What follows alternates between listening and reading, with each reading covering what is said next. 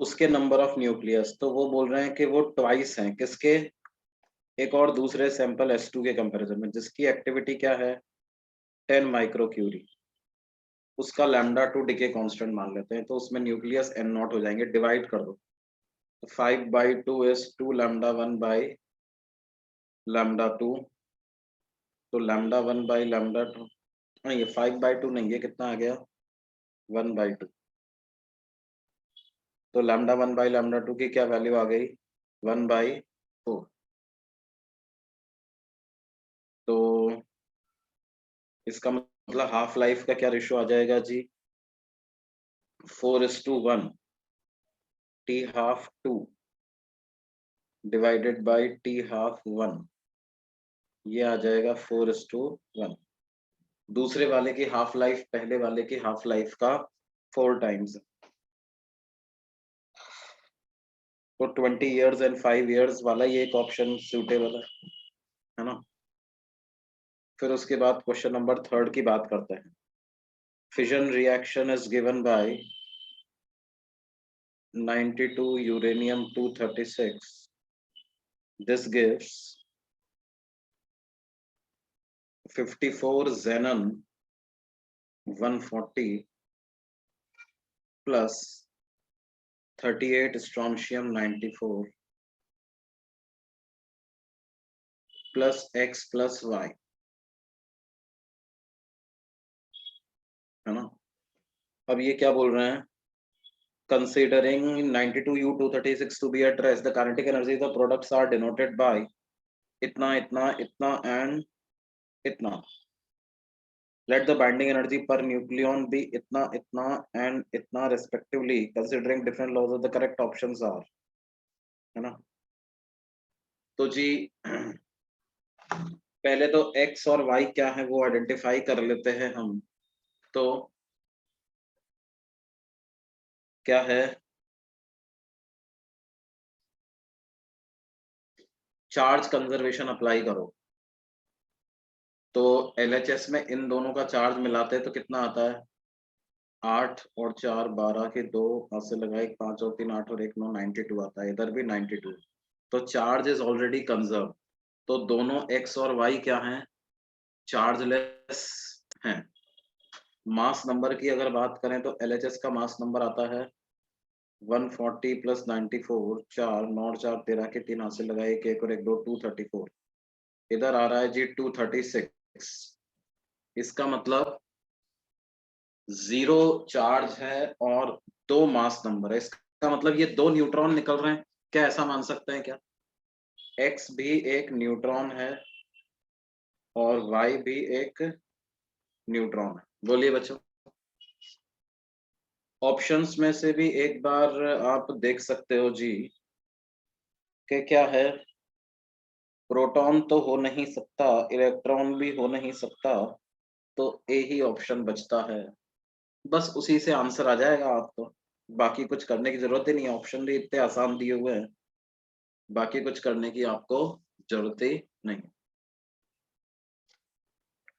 फिर उसके बाद क्या करना है जी, question number 4, an accident in nuclear laboratory resulted in deposition of certain amount of radioactive material of half life 18 days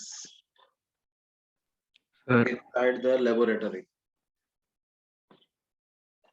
sir third में D option में भी दोनों न्यूट्रॉन है। डी ऑप्शन में भी दोनों न्यूट्रॉन है क्या, हाँ तो फिर बाकी बाइंडिंग एनर्जी से चेक कर लो ना बेटे, हाँ सर बाकी बाइंडिंग एनर्जी से चेक कर लो। नहीं हाँ सर। इतना है, test reveal that radiation was 64 times more than the permissible level required for safe operation of the laboratory. 64 times ज्यादा है ना, तो हम चाहते हैं कि 64 के फैक्टर से डिवाइड हो जाए। 64 क्या होता है, 64 होता है 2 की पावर कितना बेटे 6, नहीं तो नंबर ऑफ हाफ लाइफ कितनी हो गई जी 6 हाफ लाइफ हो गई क्या, और 6 हाफ लाइफ का मतलब कितना होता है, एक हाफ लाइफ 18 दिन है, इसका मतलब 6 हाफ लाइफ कितनी हो गई जी? 6 हाफ लाइफ हो गई 18 इंटू 6, यानी 108 दिन के बराबर हो गई क्या?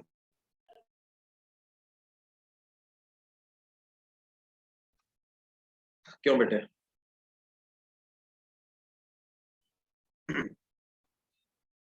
क्या बात समझ में आती है जी?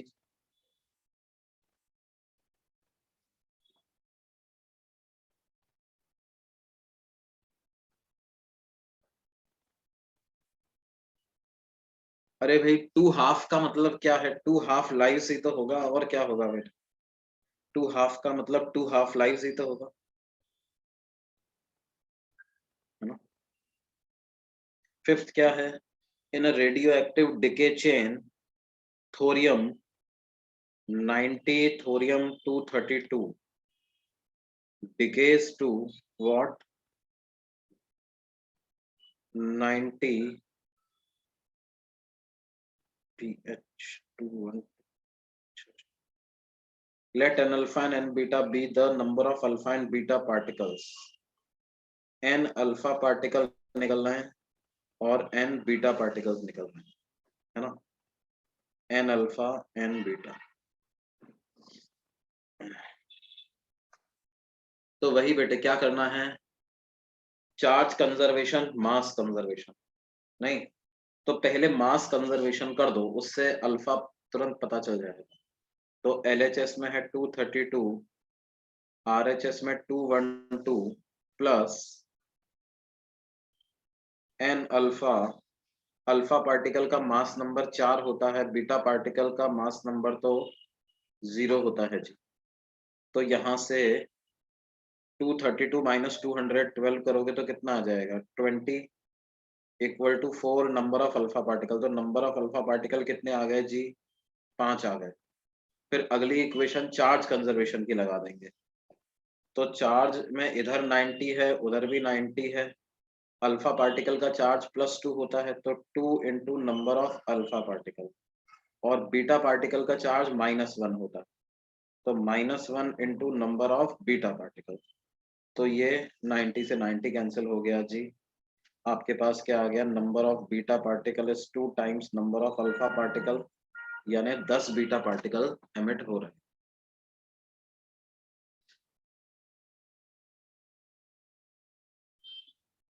बिल्कुल बिल्कुल, ये लॉजिक भी आप लगा सकते हैं।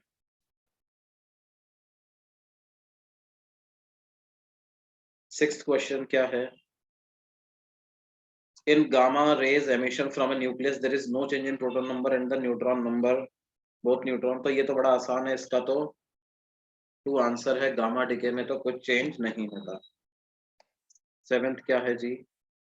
ये सेवेंथ तो क्लास में डिस्कस किया था ना बच्चों। अगर रिएक्शन ऐसी है कि आप बाइंडिंग एनर्जी पर न्यूक्लियन कर्व के पीक की तरफ जा रहे, है ना, या तो इधर से इधर जा रहे हो या इधर से उधर जा रहे, पीक की तरफ जा रहे हो, तो क्या होगा? एनर्जी रिलीज होगी, है ना? तो इस केस में A plus B giving C बिल्कुल एनर्जी रिलीज होगी। तो C giving A plus B में बिल्कुल रिलीज नहीं होगी, तो 1 सही है, तो 2 अपने आप इनकरेक्ट हो गया। थर्ड क्या है? D plus E giving F बिल्कुल गलत है जी। D plus E giving F में कैसे रिलीज होगी?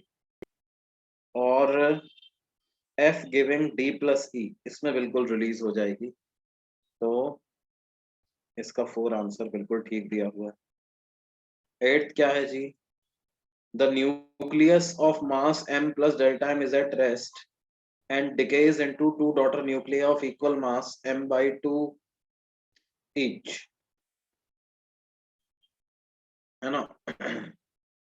एक A है, मान लो उससे मिलता है हमको B प्लस C, इसका मास है m प्लस डेल्टा m, और इन दोनों का मास m है जी, m/2 यानी डेल्टा m का मास डिफेक्ट हो गया।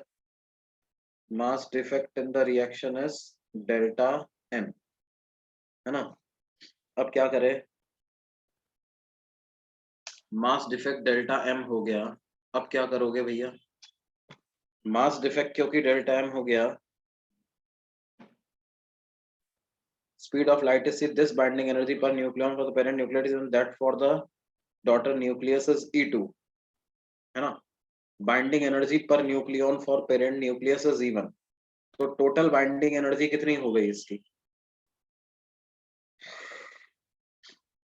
टोटल बाइंडिंग एनर्जी हो गई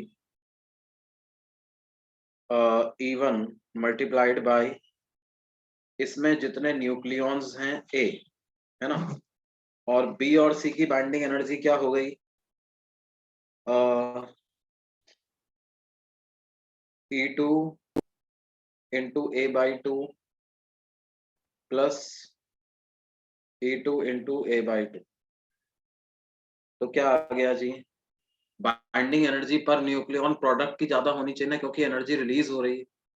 तो ये कम होना चाहिए, ये ज्यादा होना चाहिए. तो क्या हो जाएगा?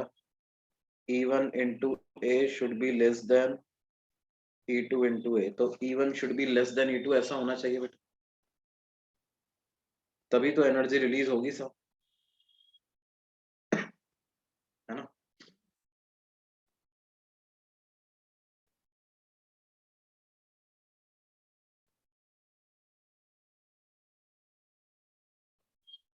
फिर नाइन्थ क्या है? The nucleus is at rest decays into two daughter nuclei equal mass m/2. Speed of light is c. The speed of daughter nucleus is, है ना. तो बेटा देखो, वो रेस्ट पे था तो बाकी दोनों डॉटर न्यूक्लियस क्या है? बराबर बराबर काइनेटिक एनर्जी से अपोजिट डायरेक्शन में भागेंगे, तभी उनका मोमेंटम जीरो हो पाएगा. क्योंकि मास बराबर है तो वेलोसिटी भी बराबर होनी पड़ेगी, तो यानी काइनेटिक एनर्जी भी बराबर है ना. और 2 टाइम्स काइनेटिक एनर्जी को क्या लिखूंगा? डेल्टा MC स्क्वायर, है ना. और एक बंदे की काइनेटिक एनर्जी कैसे लिख देंगे? उसका हाफ उसका मास इंटू उसकी वेलोसिटी का square equal to delta M into C square. तो जी ये 2 से 2 कैंसिल हो गया, तो V की क्या वैल्यू आ गई? √2 delta MC square by capital M, है ना. तो उसको क्या लिख सकते हैं? C times √2 delta M by, क्या ये बात समझ में आती है जी?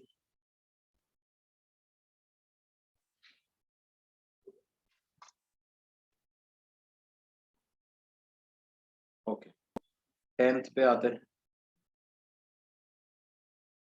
देखो 10th क्या है? A nucleus of mass m plus delta M is at rest and decays into two daughter nuclei each of equal mass m/2. Speed of light is c. Radioactive nucleus, initially mass number n, atomic number z, emits 3 alpha particles and 2 positrons. The ratio of number of neutrons to that of protons in the final nucleus will be. अब पहली line का कोई significance नहीं है इसमें, है ना. इसमें पहली लाइन का कोई सिग्निफिकेंस नहीं है. ZXA कन्वर्ट हो रहा है किसमें? Y में, जिसमें Z डैश और A डैश है. साथ में क्या मिल रहा है अपने को? 3 अल्फा पार्टिकल, तो 3 अल्फा पार्टिकल. और साथ में क्या मिल रहा है?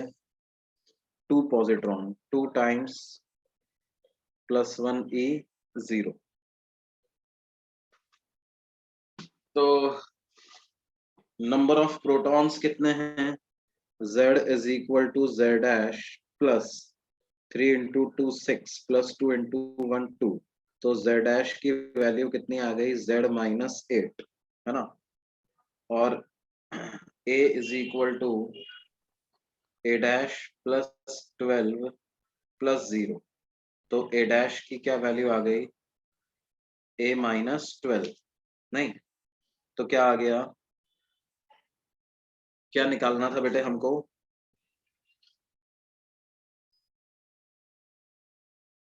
क्या निकालना है बेटे? Number of neutrons to that of protons. Number of neutrons, तो न्यूट्रॉन्स क्या हो जाएंगे? A-12 में से Z-8 सब्ट्रैक्ट कर दो, divided by number of protons. तो नंबर ऑफ प्रोटॉन्स कितने हो जाएंगे? z माइनस 8, तो ये हो जाएगा a minus z minus 4 divided by z minus 8। नहीं,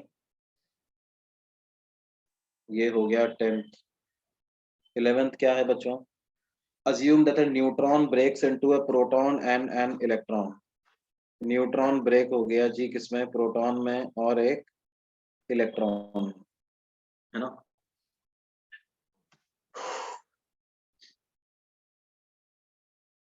energy release during this process, तो ये तो बड़ा आसान है। एनर्जी रिलीज को delta M into C square कर सकते हैं क्या बच्चों?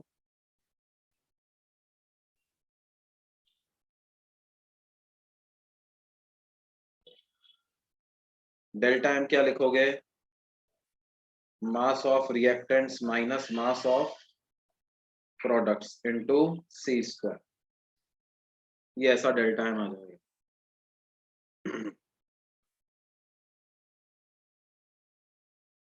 कर लोगे बच्चों ये वाला?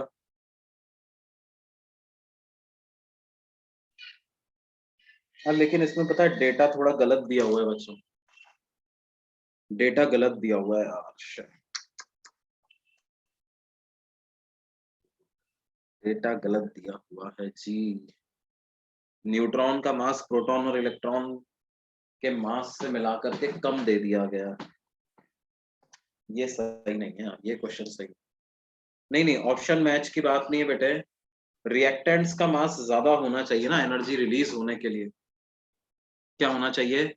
रिएक्टेंट्स का मास प्रोडक्ट से ज्यादा होना चाहिए, तो इसलिए ये सही नहीं है, इसको आप मतलब हटा दो, ये बोनस के जैसा काउंट होना चाहिए।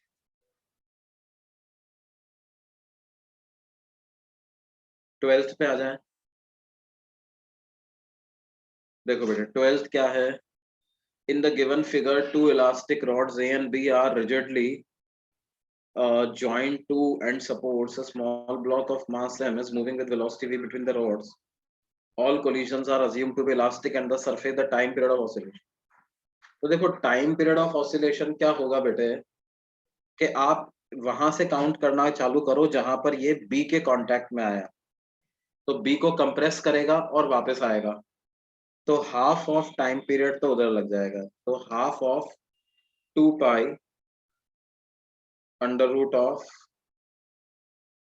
एम बाई के, के क्या होता है? वाई ए बाई एल, नहीं, प्लस अब ये एल लेंथ ट्रेवल करके ए तक जाएगा, तो उसमें एल बाई वी टाइम इसको लगेगा, है ना। फिर एल बाई वी टाइम के बाद क्या होगा जी? दूसरी स्प्रिंग के कांटेक्ट में आ जाएगा, तो कंप्रेस करेगा वापस हो जाएगा, तो half of 2 pi under root इसका मास डिवाइडेड बाई के को क्या लिखेंगे? वाई ए बाई एल, और फिर वापस से एल बाई वी टाइम और लगाएं, तो ये 2 से 2 कैंसिल हो गया, ये दोनों तो सेम ही आ गए बेटे, तो इन दोनों को कंबाइन करके लिख सकते हो 2 पाई under root M L by Y into A plus 2 L by V, ये ऐसा टाइम पीरियड इसका। क्या ये बात समझ में आती है बच्चों?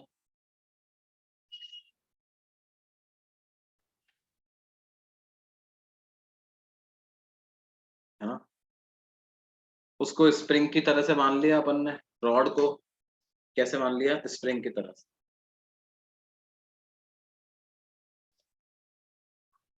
देखो आप क्या है, ब्लॉक जो रॉड्स है ना उनको स्प्रिंग के जैसा मान लो ना बेटा,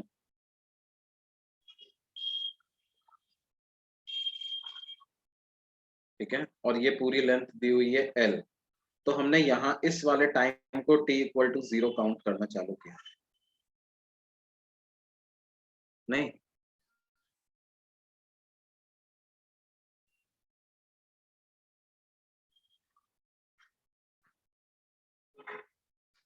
समझ में आती बात बेटा?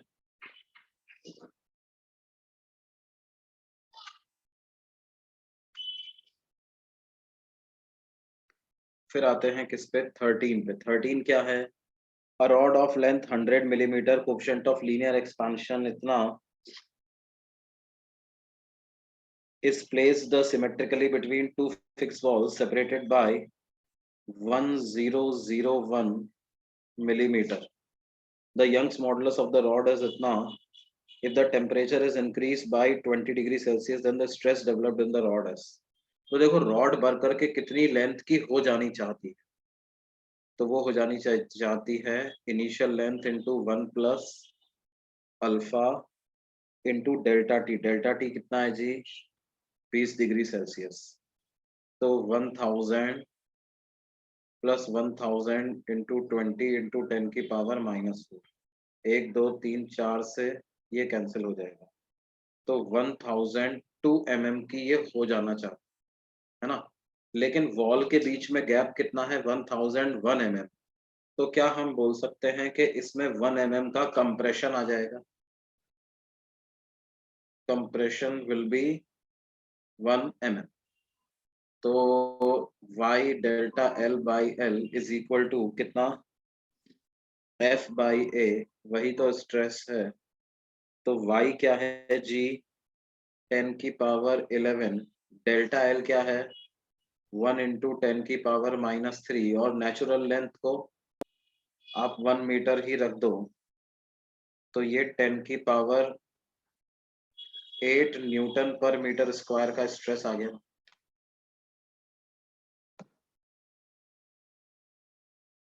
क्या ये बात समझ में आ रही है?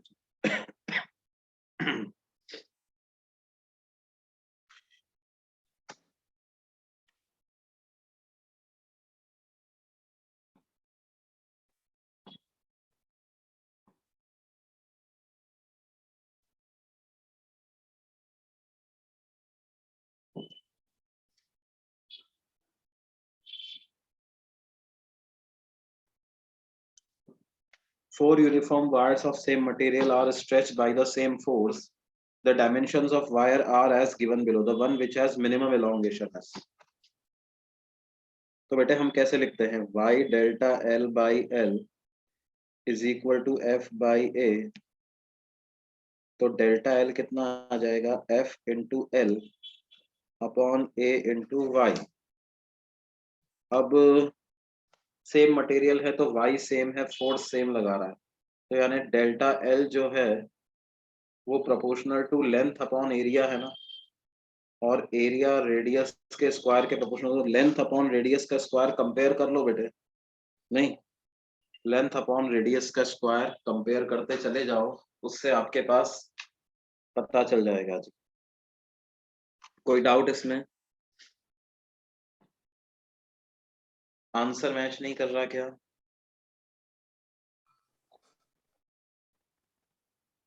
मिनिमम इलोंगेशन पूछा है इसमें, है ना.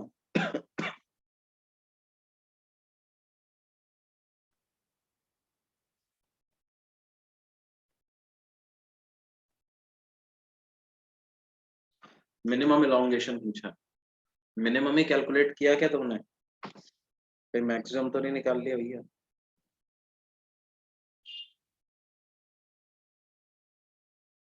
ए में क्या आ रहा है? 3/3 का स्क्वायर. बी में क्या आ रहा है? 0.5 डिवाइडेड बाय 0.5 का स्क्वायर. सी में क्या आ रहा है? 2 डिवाइडेड बाय 2 का स्क्वायर. और डी में क्या आ रहा है जी? डी में आ रहा है 2 डिवाइडेड बाय 3 का स्क्वायर, है ना. तो इसको तो हटा दो, इससे छोटा तो ये बैठा है नहीं. तो ये कितना आ रहा है? 1/0.5. ये कितना आ रहा है? 1/2. तो इसको भी हटा दो, इससे छोटा तो ये बैठा. ये आ रहा है 1/3. और ये आ रहा है 2/9.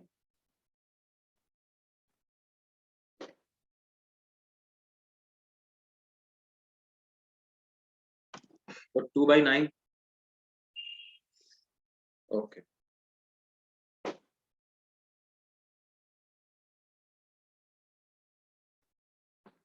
15th क्या है जी? 15th में हमें दिया हुआ है rigid modulus of steel is zeta, Young's modulus is y.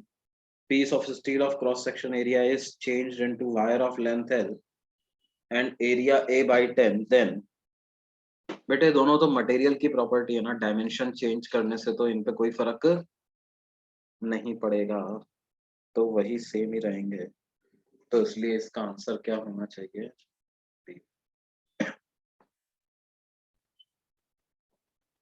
फिर उसके बाद 16th क्या है? Two forces F1 and F2 act on a thin uniform elastic rod placed in space. Force F1 acts at right end of the rod. F2 acts exactly at the center of the rod. Both forces act parallel to the length of the rod. F1 causes extension while F2 causes compression. देखो ऐसा नहीं बोल सकते, मतलब F2 भी क्या है, एक पार्ट को इलोंगेट कर रहा है और एक पार्ट को कंप्रेस कर रहा है ना, तो ऐसा नहीं बोल सकते कि F2 कंप्रेशन ही कर रहा है और F1 इलोंगेशन ही कर रहा है। F1 causes extension of rod and F2 causes extension of the rod, ऐसा भी नहीं बोल सकते हैं जी। देखो जैसा मैंने बताया, एक पार्ट को कंप्रेस कर रहा है, एक को इलोंगेट कर रहा है। F1 causes extension, F2 does not, बिल्कुल सही बात है। F2 की वजह से रॉड की लेंथ में कोई चेंज नहीं है, मतलब आप सिर्फ F2 का इफेक्ट निकालोगे, just calculate the effect of F2। आपने यहाँ पे फोर्स लगा दिया है ना, रॉड का मास m है, लेंथ l है, तो एक्सेलरेशन ऑफ रॉड कितना हो जाएगा? F2 by m, and this will be towards left, है ना। अब क्या है बेटे, जैसे ये L/2 लेंथ को आप अलग कर लो,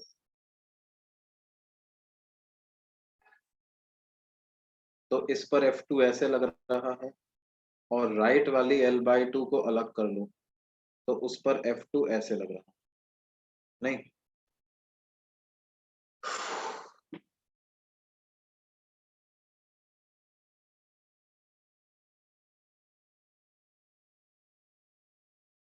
तो क्या होगा बेटे, क्या हम बोल सकते हैं जितना ये इलोंगेट करेगा, कंप्रेस करेगा, उतना ही ये इलोंगेट कर देगा, तो नेट कंप्रेशन या elongation in the rod will be 0। Sir elongate है कंप्रेस करके सकता है, मतलब अकेला फोर्स है ना यार। अरे तो अकेला भी कर सकता है भाई साहब, उसमें क्या हो गया? सर दोनों तरफ से लगेगा तभी होएगा ना, मतलब नहीं नहीं एक नहीं तरफ नहीं, से लगाओगे फिर तो देखो एक्सेलरेशन उस पे आ जाएगा। इलोंगेट क्या एक तरफ फोर्स लगाने से टेंशन नहीं आ जाती है? एक तरफ फोर्स लगाओगे तो क्या पूरी रॉड में टेंशन जनरेट हो जाएगी बेटा? है ना, एक तरफ फोर्स लगाएंगे तो पूरी रॉड में टेंशन जनरेट ऑफ कोर्स हो जाएगी।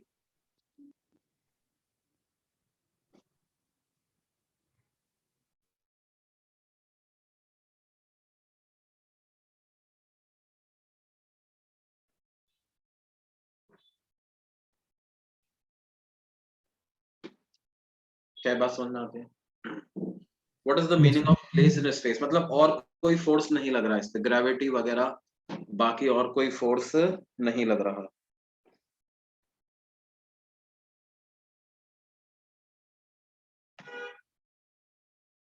Seventeen, YA and YB are young moduli of the material, then तो कैसे करोगे जी?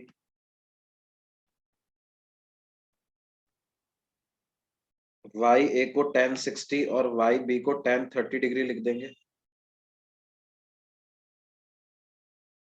तो YA अपॉन YB की वैल्यू 3 के बराबर आ जाएगी, है ना, तो ये तो बड़ा आसान है। 18,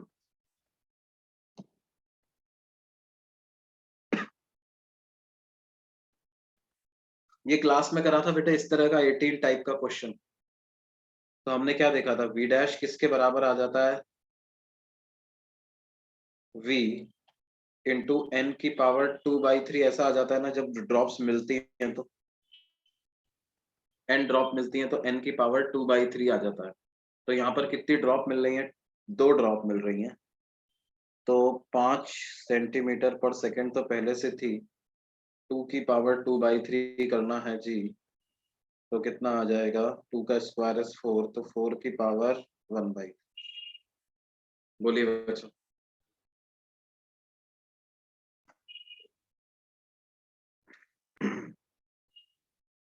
फिर 19th क्या है बेटे? 19th है 30 gram oxygen is contained in a cubical container of side 1 metre and maintain at a temperature of 127 degree Celsius. The isothermal, देखो आइसोथर्मल बल्क मॉड्यूलस किसके बराबर आता है? क्या आइसोथर्मल बल्क मॉड्यूलस प्रेशर के बराबर ही आ जाता है? तो बेसिकली हमको प्रेशर निकालने को बोल रहा है। प्रेशर का क्या फॉर्मूला होता है बेटे? nRT/V। तो नंबर ऑफ मोल्स आप कैलकुलेट कर लो। O2 का मॉलिक्यूलर मास तो 32 ही होता है, तो नंबर ऑफ मोल हो गए 1। R is universal gas constant, R के टर्म्स में बताना है जी। टेम्परेचर को कितना लिख दें? 127 डिग्री सेल्सियस, तो 273 प्लस 127, क्या ये 400 आ जाएगा? डिवाइडेड बाई V, V को कितना लिख देंगे? Cubical container of side 1 metre, तो 1 मीटर क्यूब, तो सिंपली 400 R के बराबर आ जाएगा। ये याद है कि नहीं भाई सबको? बल्क मॉड्यूलस आइसोथर्मल एक्सपांशन के लिए प्रेशर के बराबर आता है ना? क्वेश्चन नंबर 21 पे आ जाए बच्चों। सॉरी, क्वेश्चन नंबर 20 क्या है? A stone of mass 0.5 kg is attached to one end of a 0.8 meter long aluminium wire of cross sectional area इतना suspended vertically. The stone is now rotated in horizontal plane at a rate such that wire makes an angle 85 degree with the vertical. भाई साहब, find the increase in the length of the wire.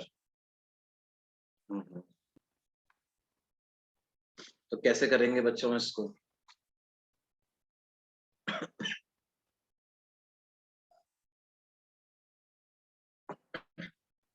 देखो horizontal circle में अपन rotate करने लग गए इसको, है ना? और क्या बोल रहे हैं ये हमको कि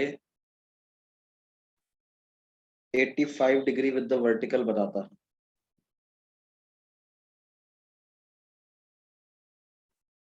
है ना? तो ये अगर L है तो ये कितना हो जाएगा? L cos 85 डिग्री, तो टाइम पीरियड हो जाएगा 2 पाई under root L cos 85 degree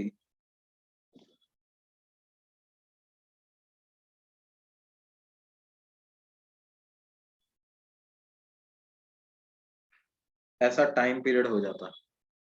ये कोनिकल पेंडुलम का टाइम पीरियड है बेटे। अगर एच हाइट का वैसे आप ऐसे भी कर सकते थे, है ना? टी कॉस थीटा को mg रख दो आप, तो ये सब प्रपंच में ही मत पड़ो, छोड़ो। आप तो क्या करो, टी कॉस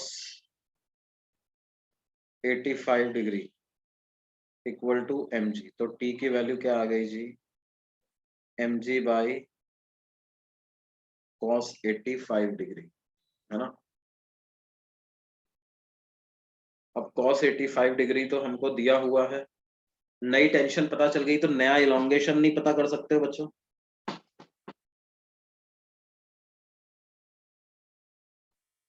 तो ये क्या आ जाएगा? 100/8 इंटू mg, तो ये कितना आ गया बेटे? क्या ये 12.5 mg के बराबर आ गया है ना? 12.5 mg के बराबर आ गया। तो अभी अपन कैलकुलेट कर सकते हैं जी, नया इलोंगेशन कितना आ जाएगा, पुराना इलोंगेशन कितना था? तो दोनों में चेंज आ जाएगा आपके पास।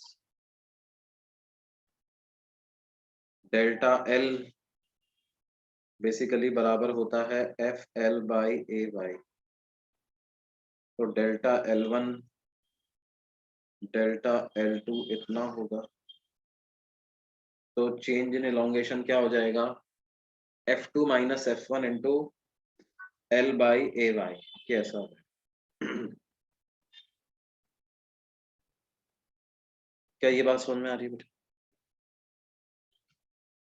F2 is 12.5 mg, F1 is mg, तो इंक्रीज इन टेंशन कितना हो गया? 11.5 mg। तो इंक्रीज इन इलोंगेशन भी पता लगा सकते हैं। अब देखो हम आते हैं क्वेश्चन नंबर 21 पे। क्वेश्चन नंबर 21 क्या है? Figure shows cross section of a cubical block of side A. Block is acted upon by two force couples distributed over its surface.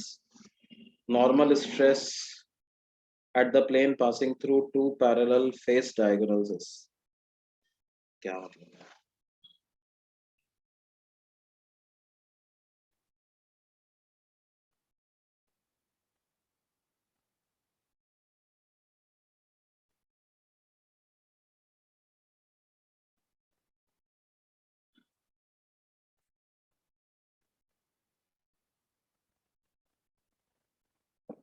अच्छा, ओके ओके ओके, ये क्यूबिकल ब्लॉक है ना, तो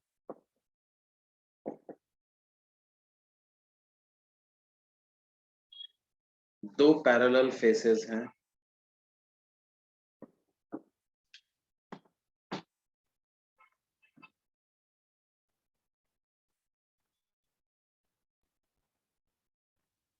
plane passing through two parallel face diagonals, तो इन दोनों से पास होने वाला प्लेन, ऐसा वाला प्लेन की बात कर रहे हैं। किस प्लेन की? ऐसे वाले प्लेन की बात कर रहे हैं।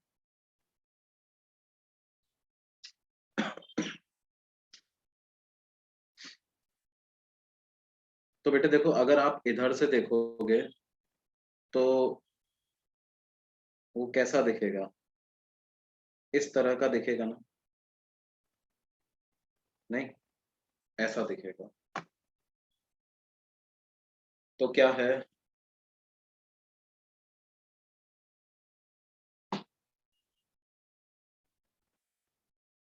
अब देखो, इधर फोर्स लग रहा है जी √7F,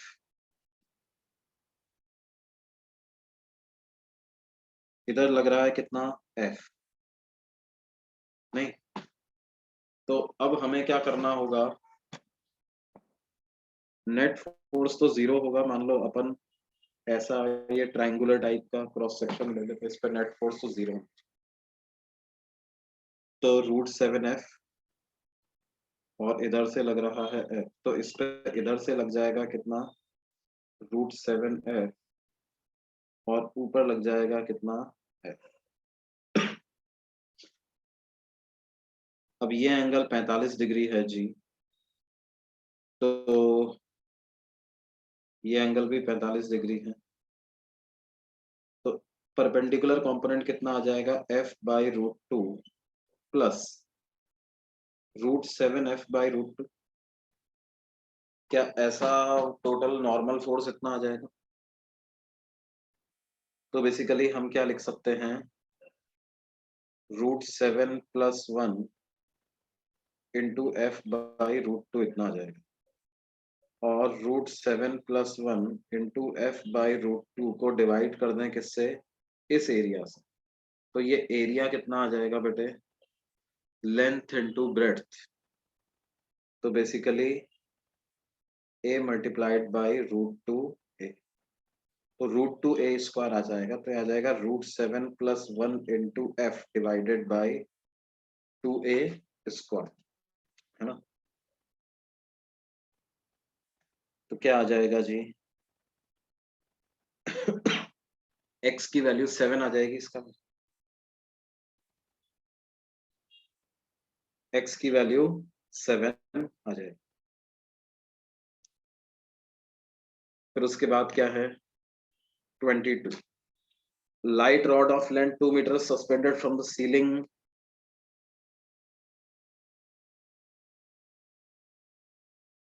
ये ऐसा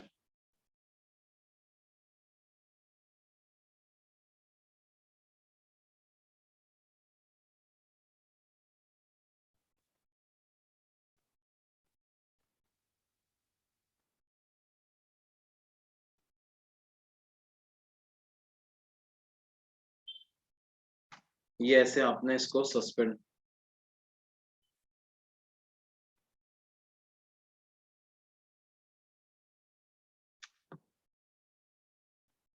क्या बेटे वहां पर कुछ और ऑप्शन दिया हुआ था क्या आपको?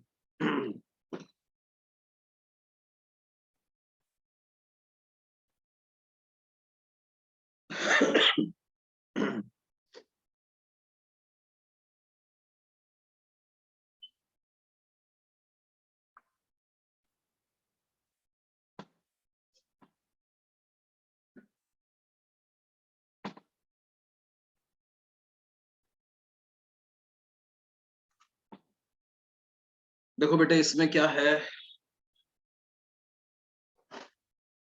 Position of the load from the steel wire पता करनी है आपको, तो ये आप पता कर सकते हो जी। बेसिकली क्या है,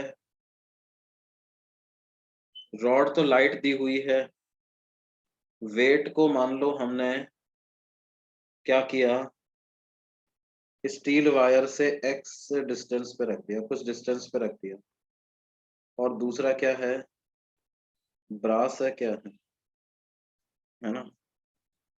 अब क्या लिखोगे, ये x है तो ये वाली दूरी 2 माइनस एक्स आ जाएगी, तो हम लिख लेंगे T1 इंटू एक्स बराबर है T2 इंटू 2 माइनस एक्स के, है ना बेटे। तो यहाँ से एक तो T2 की वैल्यू T1 के टर्म्स में आ गई, T1 x by 2 minus x. अच्छा दूसरा ये क्या बोल रहे हैं बच्चों,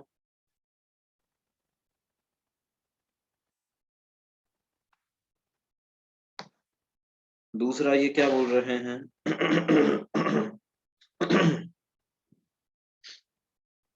रॉड हॉरिजॉन्टल ही रहती है, इन दोनों का क्रॉस सेक्शनल एरिया अलग अलग है, तो आप दोनों में इक्वेशन लगा दो भाई, और स्ट्रेस सेम चाहिए क्या, इक्वल स्ट्रेस प्रोड्यूस हो रहा है, तो y delta L by L1,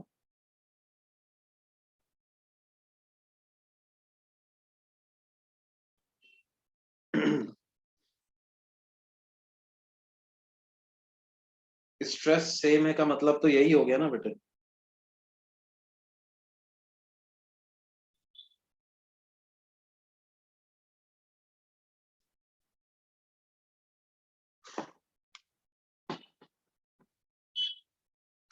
अच्छा एक हम बात ये भी बोल सकते हैं कि T1 by A1 equal to T2 by A2, तो T1 बाई T2 की एक वैल्यू और आ जाएगी जी हमारे पास, कहाँ से,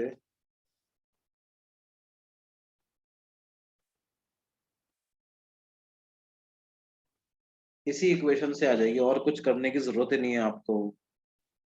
और T1 किस में माना, स्टील में, उसका पॉइंट T1 बाई T2 बराबर आ रहा है A1 बाई A2, तो 0.1 बाई 0.2, तो ये 1 बाई 2 आ रहा है ना। तो T1 बाई T2 को 1 बाई 2 रख दो जी, 1 by 2 equal to 2 minus X upon X, तो x कितना आ गया, 4 माइनस 2x, तो 3x इज 4, x की वैल्यू क्या आ गई बेटे, 4 बाई, है ना, x का आंसर 4 आ जाएगा। क्या ये बात समझ आती है?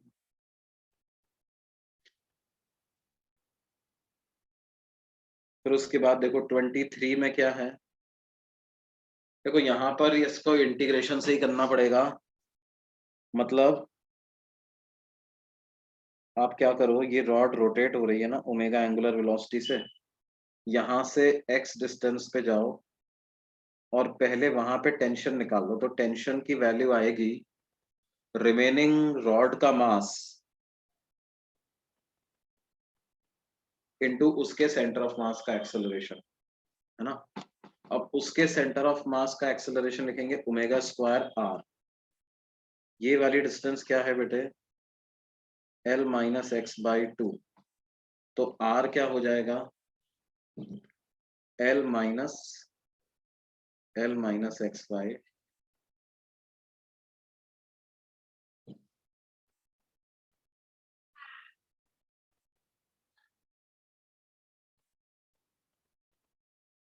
m omega square by L minus x into L plus x by 2.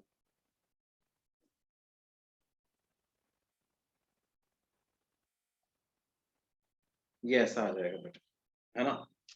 अब ये tension as function of x आ गया, तो अब क्या है, हम लिख दें y dE by dx equal to this tension upon area. तो यहां से आपके पास छोटी सी dx लेंथ में कितना इलोंगेशन है वो पता चल जाएगा। L square minus X square dx, तो ये आ जाएगा m omega square by 2l ay। L square integration dx हो जाएगा L minus X square dx integration आ जाएगा x क्यूब बाई 3 यानी L क्यूब बाई 3। तो m omega square by 2l ay into 2l cube by 3, m omega square L square by 3a, ये ऐसा है।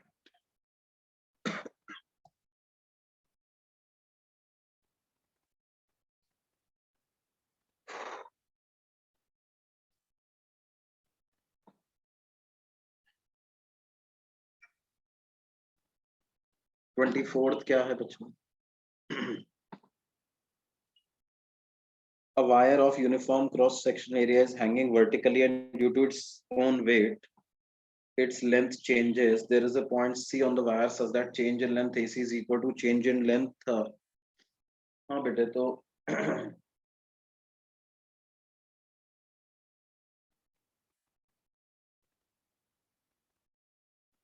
भाई वो हम कैलकुलेट कर सकते हैं।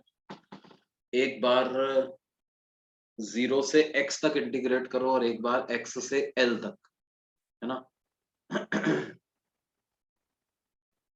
तो मतलब कहने का मतलब क्या है, y dE by dx जब अपन लिखते हैं तो वो किसके बराबर आएगा, force upon area, m by L into X into G by area.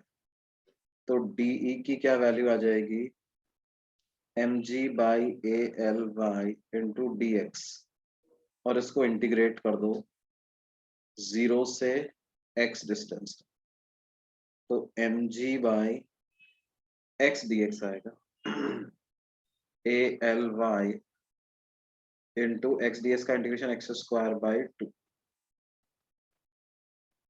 दूसरे वाले में इलोंगेशन कितना आएगा, M G by A L Y, उसको इंटीग्रेट करना है x से l तक, तो L square minus X square. हम बोल रहे हैं दोनों इलोंगेशन बराबर आ रहे हैं, तो M G by A L Y से M G by A L Y cancel हो जाएगा, 2 से 2 भी कैंसिल हो जाएगा, तो एक्स स्क्वायर बराबर आ रहा है L square minus X square के, तो 2x स्क्वायर इज l।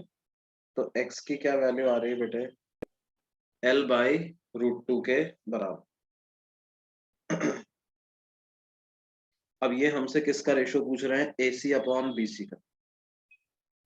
तो AC क्या है, L minus L by √2। BC क्या है, L बाई √2। क्या ये √2 माइनस 1 के बराबर आ गया ना, नहीं।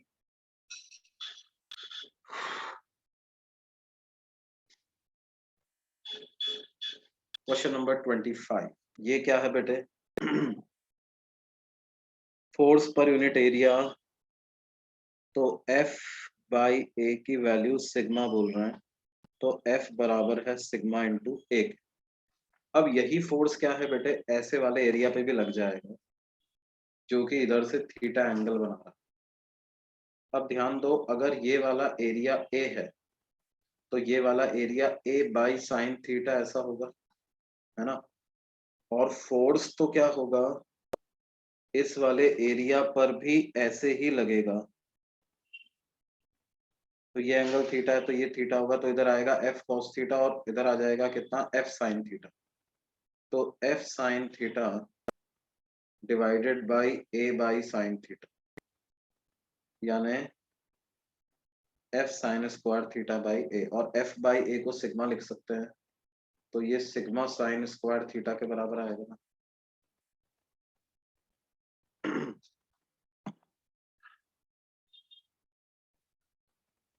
क्या ये बात समझ में आती बेटा?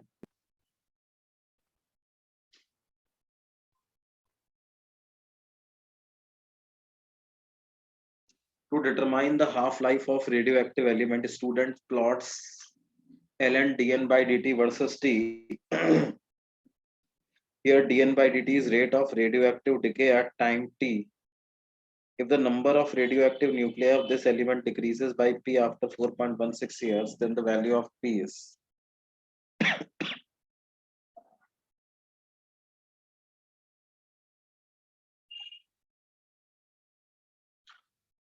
देखो क्या बोल रहे हैं।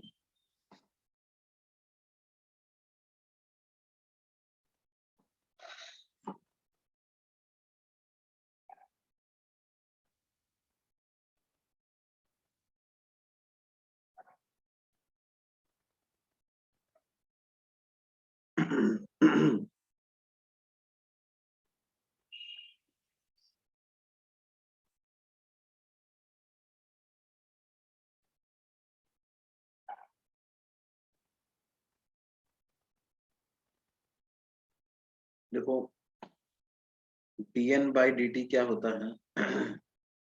ये होता है लैम्डा एन, एन को लिखते हैं naught E raise power minus lambda T, तो ये आ जाएगा ln of lambda N naught minus lambda T, ये ऐसा आ रहा है।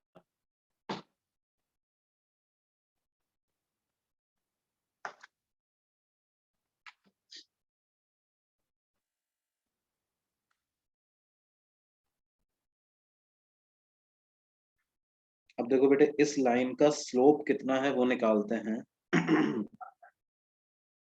तो 4 से 6 साल मतलब 2 साल में कितना रिड्यूस हो गया? 4 से 3 आ गया, तो 1/2, तो लैम्डा की वैल्यू 1/2 आ रही है ना बेटे? नहीं, तो टी हाफ कितना आ रहा है? ln2 बाई लैम्डा, तो 2 ln2,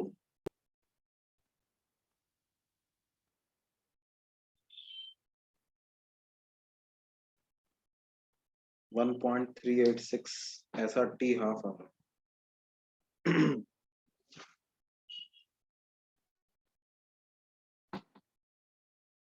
4.16 ईयर्स का मतलब क्या होता है बेटे?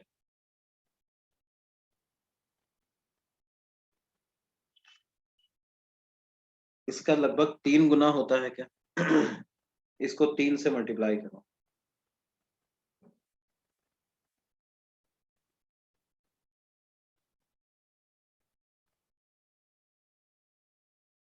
है ना? 3 हाफ लाइफ आ रहा, 4.16 ईयर्स इक्वल टू 3 हाफ, तो क्या हो जाएगा? 1/8 हो जाएगा। क्यों बच्चों?